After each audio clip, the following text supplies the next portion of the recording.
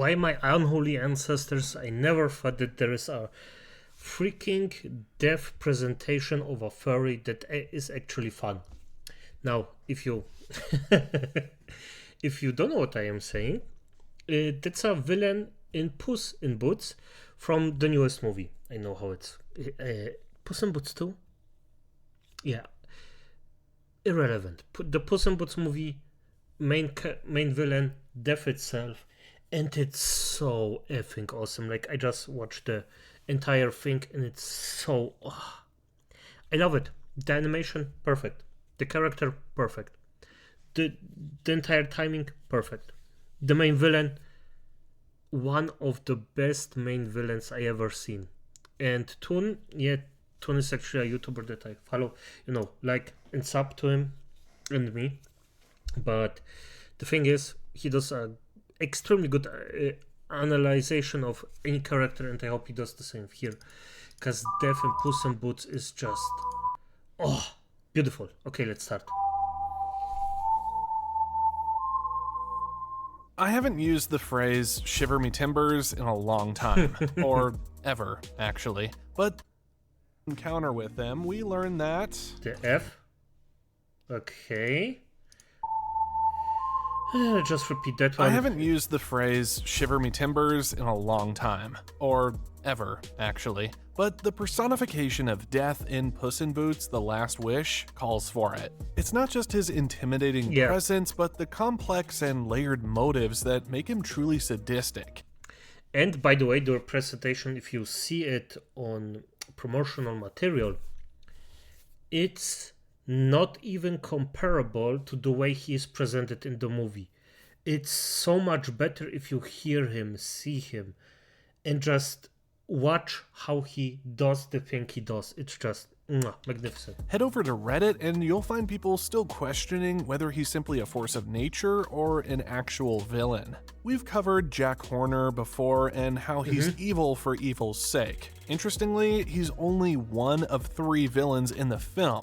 Normally, a film would find it hard to juggle 3 bad guys, and you'd expect the film to be a mess, but you'd be wrong. But how did a wolf become one of the most terrifying villains we've seen in animated cinema? And what can we learn from this character to create our own inevitable, terrifying, and redeemable villain? We'll find out. The interesting thing about Wolf is that he has no backstory. That's correct, but the interesting thing is the entire thing. He's a reaper who goes door to door collecting souls, but the movie still manages to make him into such a layered and complex character. How does it manage that? We need to contextualize his target, Puss in Boots. As Puss defeats the sleeping giant of Del Mar, we realize that he has no concern for his own life, because, well, cats have 9 lives. And when the bell drops on him at the end, the ball drops as well. That makes 8, Puss. You are down to your last life. These events set up the plot of the film. Puss comes face to face with his mortality and starts his pursuit of the wishing star to reclaim it. Our hero's first step? Denial. But it doesn't take long before he's roused out of it. Drinking yet another evening away, Puss is confronted not just by the thought of death, but the embodiment of it. Yeah, that's the thing. Instantly, if you see this stuff, I expected the wolf to be just a assassin, that's all. But damn. But this clash with death starts off rather mildly. We realize that something is fishy about the wolf as he appears out of thin air next to the cat. While his sudden arrival next to a pouting puss smells fishy, his mysterious demeanor makes us interested in him. What really hooks the audience is how he casually strikes a conversation with our hero. You are no bounty hunter. You are death. Despite his mysterious nature, he comes off as nothing more than a stranger in a bar. Maybe someone we've all shared the odd drink with at some point in our lives. But that's exactly why our parents told us to be wary of strangers. The movie that had lulled us into a sense of... And by the way, this introduction was beautifully done. It was just such a magnificent show of just this calm beast behind those red eyes. It's just the thing is, if you see him the first time, you don't even think that he is mad at Puss in Boots at all, like that he doesn't really give a shit. It's of security now bared its teeth. The wolf extends a bounty poster with his sharp nail signaling Puss's fate. But it's not just his appearance that puts us off, it's his entire demeanor. Rarely do we see kids' movies so heavily focused around the theme of death. Mostly because they're freaking kids' movies. But apparently, director Joel Crawford and DreamWorks Animations were out of ducks to give. And we know that it was a conscious decision because this is not a character from an old book or folktale. By the way, I think showing death in children's media is extremely important to actually make them understand the entire thing. Of course, not in a gruesome, gory way, but in a normal, not as in-your-face way as they did here. Beautiful. This is an original creation of the film's writers. To understand why death is so well placed in this beautifully crafted world, we have to come to terms with the fact that, generally, death has no purpose. It's devoid of meaning. What gives it meaning is its mere opposite, the weight of the lived life. And the film has that in spades. But how this life is presented to us, in a joyous, rambunctious manner, is incredibly clever. A card at the film's beginning establishes a key sentiment, telling us that what we're about to see is nothing but a fairy tale. At first, this doesn't seem out of the ordinary. It might not seem like a big deal, but the card is a clever piece of misdirection. And it's not just that one card. The first scene shows a wishing star falling into a forest, a perfect setup for a wholesome ride. And who do you think needs a wish more than anyone? Our rowdy, scrawny, jolly hero, Puss in Boots. By this point, everybody's thinking, oh, what sweet fun. Now, you've got a good reason for believing this. The Shrek films were wholesome adventures, and so was the original Puss in Boots film. We're acquainted with this universe and know what to expect. But then... You are down to your last life. Once death strikes the fear of God in the same Puss in Boots, who... I laugh at death! He scurries away like a rat, waddling through gutters, gasping for another chance at life. After a short stint at an old cat lady's house, Puss sets out for the wishing star to restore his 9 lives. Who'd help him out of this rut? Friends. Duh. Journeying alongside his ex with trust issues and a friendly dog, and facing off against the 2 other villains of the film, Puss undergoes major changes. Changes that would help shape not only his character arc, but also bring about his courageous and defiant stand against death at the end of the film. But what makes the character of Death particularly sinister? The attire and character design? The predatory stare? The whistling? Well, in my opinion, it's a combination of a few things. Most people believe that the wolf is not a villain. There is some validity to this argument. Many argue that he's just doing his job, and to some extent, that makes sense. No, it doesn't. Because at the end of the day, if he was just a force of nature, Death wouldn't have any personal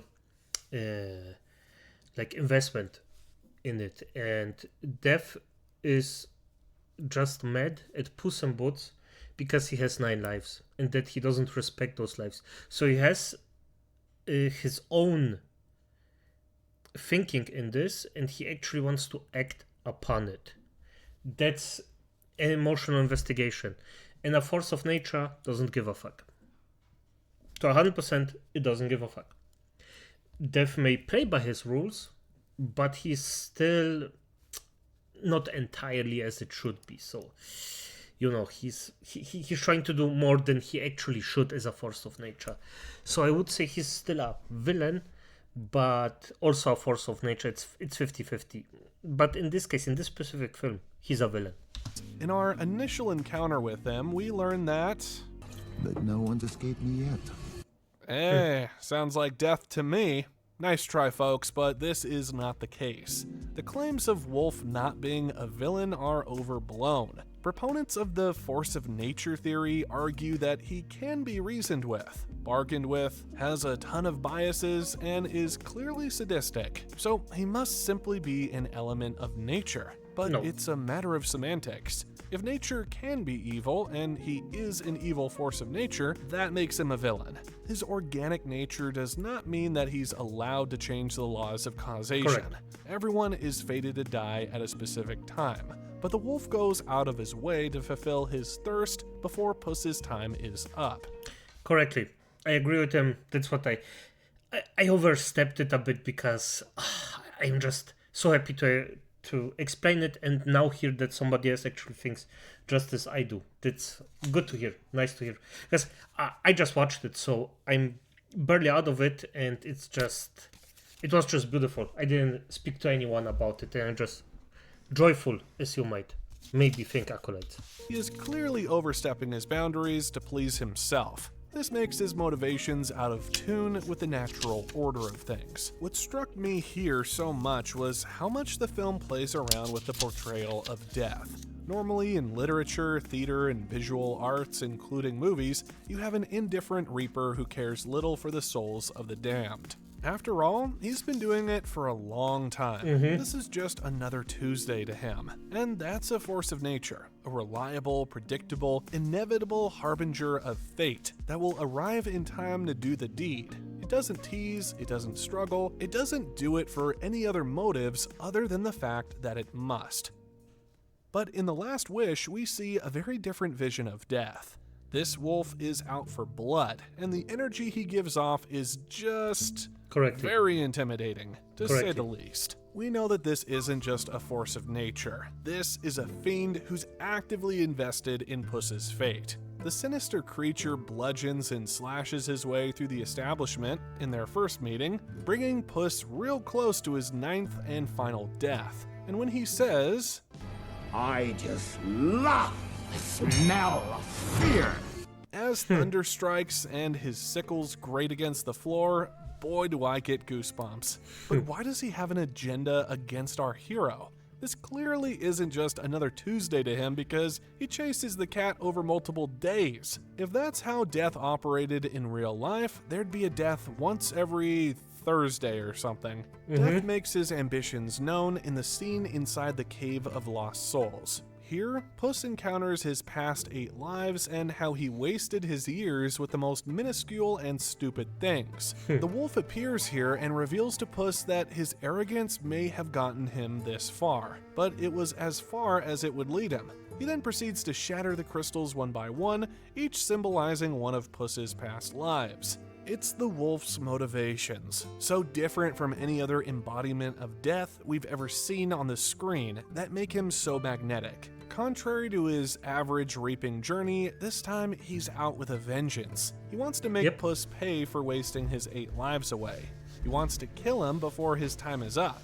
This personification of death flips the script. Take the portrayal of death in every other film. Like the famous chess scene from The Seventh Seal. In movies, death declares the sequence of events, a chain of causation that will happen no matter what. But here, the wolf cannot do that. He's not following that chain of causation. He's actively trying to distort it. He has a goal, one that can be foiled should the wishing star grant Puss's wish for 9 lives. When have we ever heard the angel of death failing to collect the soul? It never happens, not in myths, not in stories, not in folklore. But here, Puss escapes the first time around. It's quickly established that failure is a real possibility, simply because death is not waiting around for his fated time. It's an active force in the world. He wants Puss's soul now, and that involves taking out the sickles to go after the cat.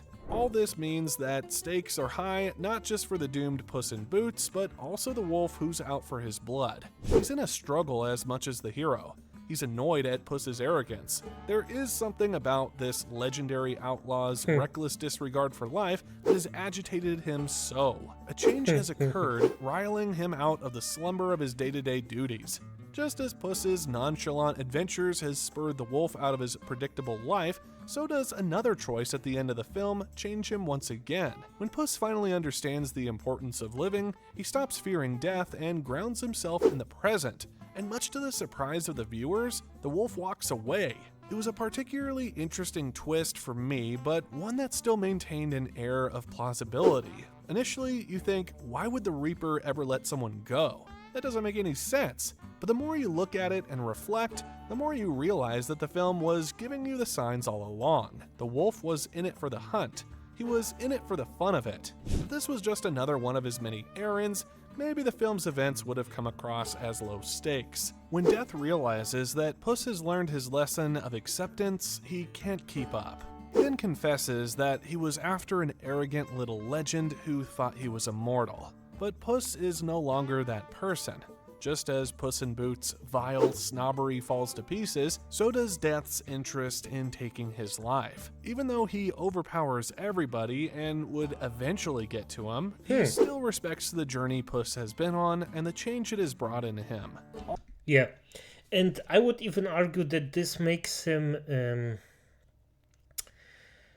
the villain of the story, yes, but also a very, very understandable and good written character, because he's not just a thing, he is multiple things. He's more complicated than just the one thing that he does, and it's just nice. It's just nice to see. All this makes for an unusually multidimensional cartoon villain. But how did he change Puss? We've just seen how Puss affects and dictates the wolf's actions, establishing his arc. But the other side of the coin is just as interesting. The change in Puss's values was brought forth due to the arrival of Death. It was the thought of his own mortality, an idea that the cat had never grappled with before, that forced him to have a new perspective on life.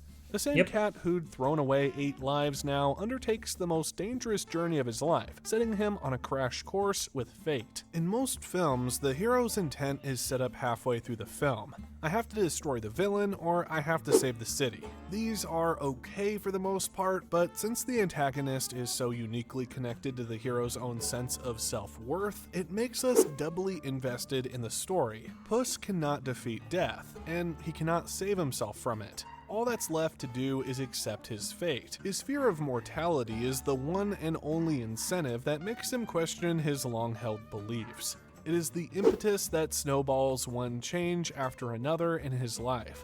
And even though he initially tries to shrug off the dog and snatch the map from Kitty because Puss in Boots walks alone, he inevitably gives up. Fear makes him vulnerable and more reliant on those around him, helping establish arcs for multiple characters. The existential crisis forces Puss toward introspection and hence becomes the main driver of the story. At the end of the day, despite his deviance from the norm, the wolf is still a personification of death, this idea we grapple with on a day-to-day basis. That whistling wolf is the fear that pushes the entire story into motion, and the fact that he is the literal manifestation of Puss's nightmares means that his actions do not take away from the protagonist. If anything, they add to the agency of our hero. DreamWorks deliberately chose a wolf as his embodiment. But why? Well, wolves are coursing predators, since they run their prey to death. Few manage to escape them, but the filmmakers... But it's correct. I didn't even think about that one. Yes. And also, wolves and dogs rest a lot of the time, so. But the chasing the prey to death. Damn, that's a good one. Damn. Beautifully. We're not happy with that. For animated characters, everything must be exaggerated to drive the point home. What could be more intimidating than a wolf gliding across the landscape to gouge on your body, you ask? Well, a wolf who stands on 2 hind legs, towering over our comparably feeble protagonist. Yeah, and could be potentially a furry. Okay. Shout out to DreamWorks for making sure parents have to clean their kids' beds over the next few nights. I'm telling you, they did not hold back on this character. Not only does the wolf tower over Puss, but he is also much quicker. Even if the hero could trick him, he is highly adaptable. When in a tiff, he can call upon his pyromancy skills, as well as combine his sickles to form a dual-handed polearm. Going to so many lengths to showcase his different abilities, despite being invincible, not only makes him OP, but also one nasty fucker. And that's all before that harrowing whistle comes into play. The motif arrives like an ominous siren, washing away the warm, colorful attires of the other characters, villains included. Brooding and mysterious hues take over the screen. The haunting visual motifs hang over Puss's head even after he escapes from the villain's grasp. And there's good reason for this. Since Puss's friends fail to see him over the film's multiple encounters, it is implied that Death can turn invisible when he wants to. The wolf's set pieces are short, but those few seconds count. As they say, imagination fills in the gaps. For instance, even when he's not around, in the back of our minds, we're still aware of his gaze. He stands stoically like a seasoned hunter in the wild, the kind of figure who can disappear in the crowd and no one would notice. Yep. And that's one of the freaking most fascinating things I actually see in most of the descriptions of death itself. That's just something that I always was fond of. This figure that can just take your life without at any moment. And it doesn't even care because that's just its job. And he could do it. And if he wanted to, if Death wanted, he could just fuck with you all the time. And I mean hard fuck you, your mind. So there's that, but Death, but he doesn't. He just doesn't. He knows his job, he knows what he has to do, and it's fine. And this, as I said, this depiction of Death was especially nice. This makes him eerily close to the idea of death. It's all around us every day, but we rarely take the time to reflect upon it. It hits a little too close to home, if you ask me. While there are great villains out there that follow a similar rhyme and reason, this Death is different. It's a unique character, unlike anything we've seen in a children's film before. So how do you write such an intriguing character, especially an original one? In my opinion, here are a few things that make Death stand out that can be explored in other works as well. A lot of villains give us the impression that they're invincible. They control the corporate sector, the jobs, the economy, the media, or all the analogous institutions of their universe. But they are fallible. Most of them have a critical flaw, one that eventually gets figured out. They seem infallible not because they are, but because they initially appear to be. Where The Last Wish upends the whole formula is that it tells us from the get-go, this is the personification of death. We know that this villain cannot be defeated. He cannot be escaped. He is a reckoning force of nature, coming full steam to a theater near you. The fact that it is rooted in a universal idea makes it hard to separate the concept from the character, and since we recognize and acknowledge the inevitability of death, we also come to terms with the fact that death won't just go away. So not only does the film start us off with quite a relatable premise, it establishes a key point for us and for Puss. You can't win against everything.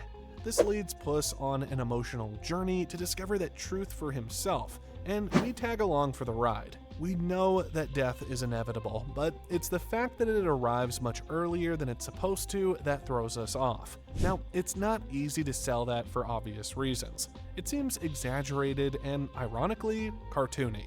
What makes a villain truly terrifying is that they have plausible motivations for their missions. This lends them a sense of being grounded. Passions like destroying the planet are outrageous and pull us out of the narrative, but something personal engages us on a deeper level. Great villains don't do something because they saw it in a dream. They do it because they're fueled by a need for change in themselves and in those around them. In The Last Wish, Death isn't there to do his duties. He has been led astray by his passion to devour an arrogant outlaw. And it's not an entirely stupid passion either. It's very much understandable that Puss's egotism and pride gives him the ick. So even though the wolf is stalking him out of contempt, his chase doesn't make him foreign and irredeemable to us. Most villains threaten to destroy a person, a location, or a thing that is somehow important to the protagonist. These threats, while real, pose merely a physical threat. The psychological impact of these actions comes in proportion to the value attributed to said person, location, or thing. But what if the physical harm was imminent? What if the body was going to wither away no matter what? The threat then becomes predictable. It becomes uninspired. So what should be done now? This is where direct psychological impact comes in. A villain like the wolf does not simply threaten to kill Puss. Even though he does do that, he makes him take stock of his past actions. So the psychological impact of the story comes not from any associations, it comes from the existential crisis within. Death here threatens something much worse than physical harm. It threatens to invalidate Puss's existence, his actions, and his core values. The idea that everything he's done in his entire life has been a waste of time and energy, how he's wasted precious moments. This irks Puss more than any blade or scythe ever could. Death appears on the screen for a handful of moments, but boy does the film make the most of those moments. Yep. The fact that the villain relates to a universe... And I agree with him on this one because I know how to say it, but a lot of the times, if you just see something too often, it just loses the specialty, the special, like, special coming. It's just, you just see it non-stop, so why would it be? But death is just used so solemnly, but if he does, you remember that. You just know he was there. You can feel the freaking goosebumps after that. Just like that. It's just, as I said, it's just beautifully done. It's just nice. This idea means that the filmmakers don't need to rely on constant threats. They don't need to bludgeon us with cruelty to get the point across. They just need to invoke the very real, omnipresent fear that lives rent-free in our heads. Add some S-tier art style, visuals, and costume work, et voila! You ruin children's childhoods. Wolf's presence is calm and collected for the most part, but when he strikes, everything seems larger than life. The robe flying through the air adds dynamism, and his rounded weapons add flair that the otherwise boring weapons would have lacked. The large pointy ears and red eyes top off his whole aura. The death from Puss in Boots: The Last Wish is one of the darkest and most unique villains in animation history. His vengeful spirit has a thirst of blood, which is highly uncharacteristic of the stereotypical Grim Reaper. He has been risen out of his slumber, and it's another evil, the evil of vanity and self-obsession that has forced him to commit his evils. He will get his way eventually, but he is driven by the passion to wipe the smug off Puss's face. He does not bother justifying his actions. He's there to do, as he himself says, play with his food. Once the excitement of the chase wears off, his gluttony goes away as well. And to those still convinced that he's not a villain, go suck a thumb. I agree with him.